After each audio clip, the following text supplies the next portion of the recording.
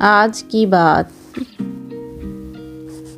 نصیب بے شک اللہ کے ہاتھ میں ہے، مگر دعاؤں کا اختیار اس نے ہمیں دیا ہے، اور دعائیں ہی تو ہیں جو تقدیر بدلنے کی طاقت رکھتی ہیں۔ اللہ پاک کو دعاؤں سے راضی رکھیں۔ آپ صلی اللہ علیہ وسلم نے فرمایا، لوگوں پر آسانی کرو، سختی نہ کرو، خوشی کی بات سناؤ، نفرت نہ دلاؤ۔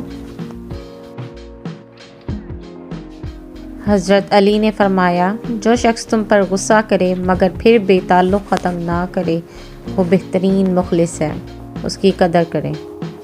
آپ صلی اللہ علیہ وآلہ وسلم نے فرمایا کہ جب تم پانی پر سے گزرو یا پل پر سے گزرو تو کثرت سے سورہ کوثر کا ورد کیا کرو۔